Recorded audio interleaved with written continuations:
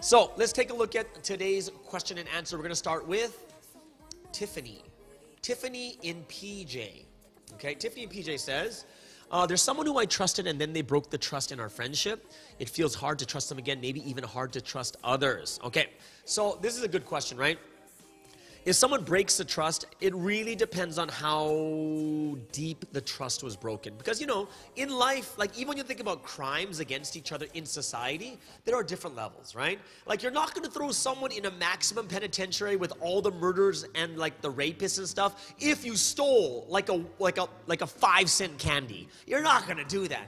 And if someone steals 5 cents from you, it's not like you're going to freak out. Like, you know, like say you have an ashtray, you have 5 cents and someone needs to borrow it, they open the ashtray, took 5 cents. You're not going to be, that's not like breaking trust, right? But if someone hacks into your, you know, your bank account and then takes all your money, that's a little bit different, right? It's much, much different. So the first thing, Tiffany, is you have to be able to figure out how big the trust was broken, right? It feels hard to trust them again, and I understand this part. First, assess, is the trust really being broken in a very, like how wrong was it? Which means that one of the things you learned from Joshua today is stick to it.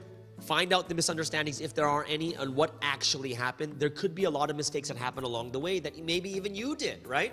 And we want to figure those out too. But don't sit there like, oh, well, why did this person do this? Oh, I heard they did this. Like, you don't want to do that.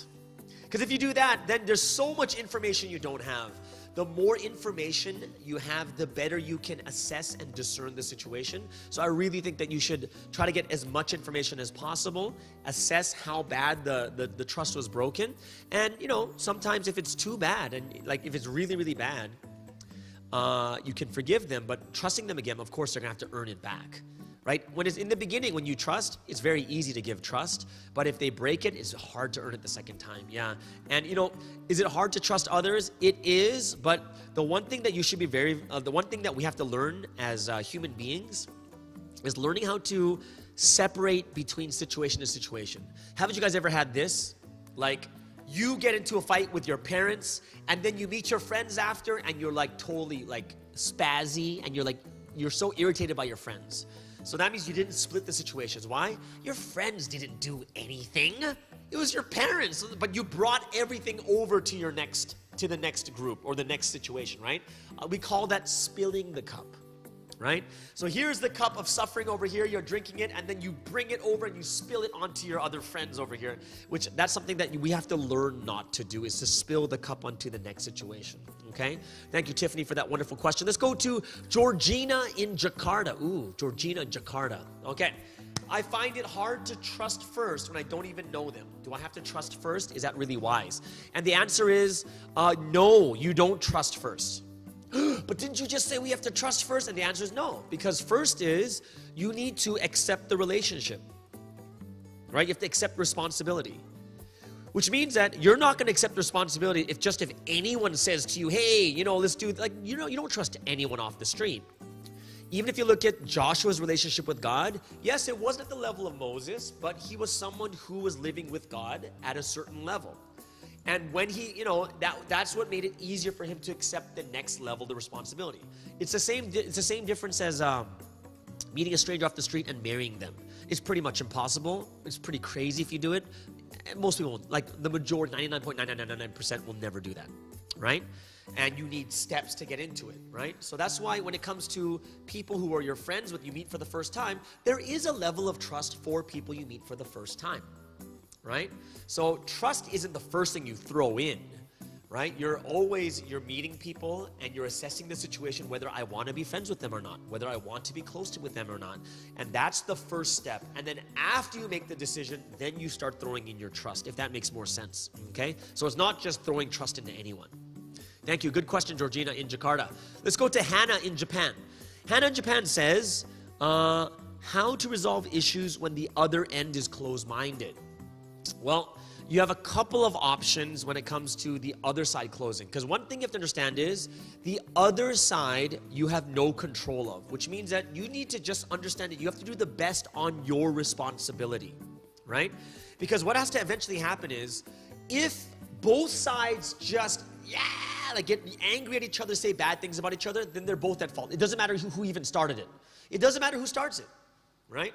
However, if two people get into some type of argument or fight, one's closed-minded, but one tries their best to resolve it or to figure it out, but the person's not ready, or the person is so super closed-minded, we do everything for our responsibility. And when it's done, you can't do anything else after that, right? Why? If you think that closure, or you have to get them to say sorry, or they have to tell you everything, then you'll never be able to finish any of these issues. That's assuming that everyone has to deal with it the right way. But some people yell, some people argue, some people avoid, some people ignore, some people don't care. We can't control that. What we can control is what is in our sphere of, of our responsibility. And if you can do everything on your end, you have to be comfortable with this too. Yes, it's not fully comfortable where you wish, because you love this person so much, you wish it was better, but yet, at least we have to do our end of it, where there's no one to blame. Like you couldn't be blamed for it. Oh, I tried my best. I've tried. I've called. I did this.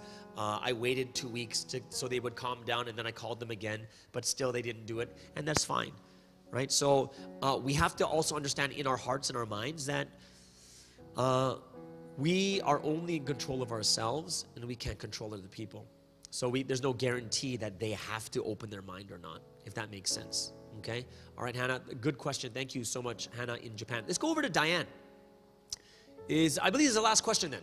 Diane in the Philippines. Diane in the Philippines, all right. Says, how do you deal with people who don't want to trust you because of the one mistake that you've made way before?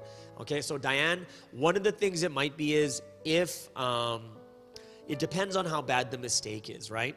So if you take a look at mistakes, let's pretend that mistakes are like debt. Let's take a look at mistakes as debt, okay? So if I steal $5 from you, oh, you're in the Philippines, what do you have? Like the pesos, right? You have pesos, right? So let's just say I steal like 5 pesos from you. To pay that back is very, very easy. In the same way, a small breach of trust requires a small earning to get it back. But if I steal like 10,000 pesos, then paying it back or earning it back or paying back the debt takes much longer. So the first thing you have to also assess is, how big was the debt, right? And don't look at it just in like a number form, because sometimes things are subjective. For instance, some people are very sensitive to certain things. So when you make that mistake, it's very big for them in that area, right?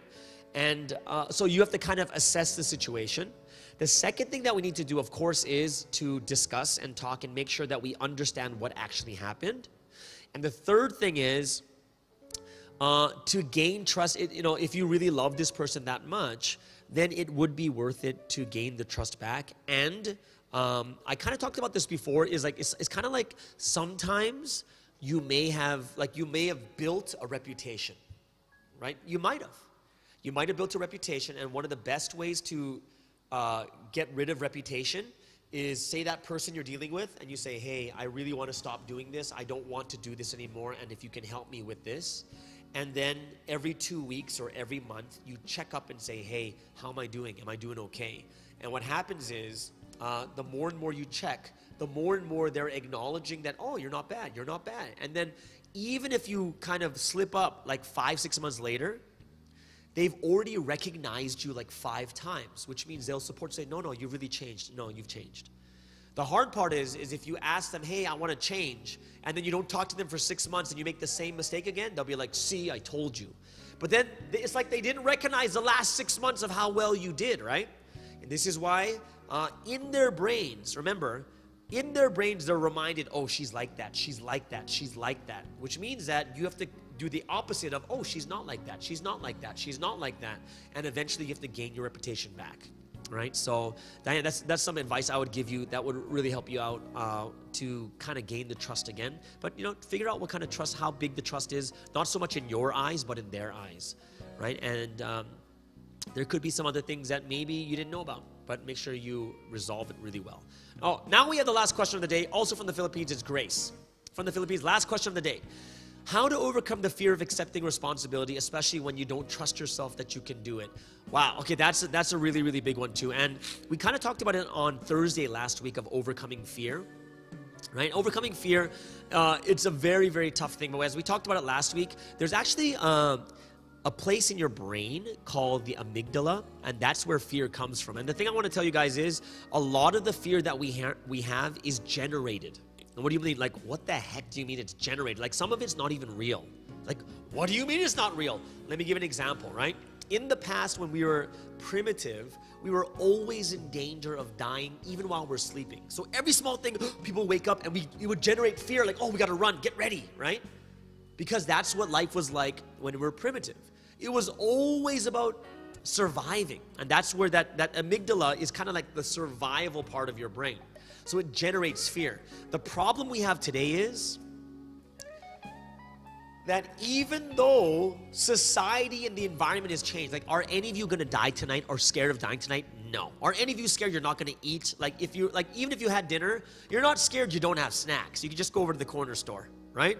Right now, no one's in danger, yet your amygdala still functions the same way, which means it generates this kind of scary stuff, this fear, when it doesn't even exist. Best example, you're watching a horror movie downstairs in your basement, right? So you've been there for like 2-3 hours. And then you're walking up the stairs and someone turns off the lights. What's the first thing happens? Ah! And you start running up the stairs. Even though you've been there for 3 hours, you know there's no ghosts there. There's no monsters there. But yet your amygdala, it fires right away because it's dark. Oh no, what's going to happen? And then you start running up the stairs. So a lot of times the fear that you have in your mind, a lot of it is generated by your amygdala, and a lot of it is not really something to be feared. Something to be afraid of. But if there's one big advice I want to give you is, for Grace, don't feel ashamed or embarrassed that you have fear. Fear is fine. It's normal, right? That's just the way the brain works. It functions in that way. You're going to have fear no matter what, and it's okay. It is. And if you understand that fear is okay, then you won't have shame. That's like the first step in overcoming fear, is to accept that it's normal, that you're gonna fear, and your fear is always gonna come when it's something that is uncomfortable or something that is hard to do, and it just fires off because your amygdala wants you to do what's most comfortable. And the reason it does is because in the past, you didn't know when your next meal was coming, so it was safer to pick the berries than to go chase a lion. So a lot of it is generated, and we have to realize that we have to overcome that in our mind, and it takes a lot of practice, step by step. Like, say for instance, the fear of darkness, sometimes you just got to be in darkness. And then you have some people that are not scared of the dark at all, right? They're not scared of the dark at all, and that's normal. Why? Because they're used to it. So a lot of things, like, as funny as this sounds, you're in a room, or you're in a room and your dog comes and poos on the carpet. You smell it for like 10 minutes, and then you can live in it. Like, you don't smell it anymore. Doesn't smell. You just get used to it, right? And the same with when you train yourself, the stronger you train yourself in that situation, the better you do. So when it comes to accepting responsibility, to work on it, accept a little responsibility at a time, bit by bit by bit by bit, right? Don't take the biggest one first, but take smaller ones, and then take a bigger one, and then take a bigger role, and then take a bigger role, right? And that's something that we need to learn how to do. And one thing that you're going to gain from making mistakes is something that we all go through. When we were children, we learn how to walk and talk and run and dance. We make mistakes, but that's how we get better at it.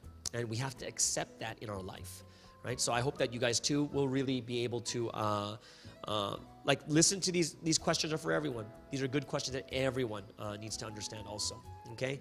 Thank you, Grace, for that wonderful question. I hope that you can train it little by little, start with something small, and, you know, and work on it bit by bit. All right, everyone, that is the last question of the day. I am so grateful and thankful all of you joined today here on Taco Tuesday, episode 1. Once again, those of you in YouTube, you guys can like the Facebook page. ICPF, and also those on ICPF, you guys can subscribe to the Espresso with Sky channel. Those of you who want to join us for Bible studies, deep Bible studies on Saturdays with people from all around the world, Indonesia, Singapore, Malaysia, Canada, cool, Japan, Korea, everywhere, Taiwan, you can go ahead and sign up, and we're going to have these smaller groups available on the Saturdays. It's going to be a little bit more intimate too. All right, everyone, have a wonderful day, have a wonderful drink, and we'll see you guys again. Everyone, wonderful week. See you guys later. See you on Saturday or Thursday. Bye-bye. We believe in the same God, but we are on different levels.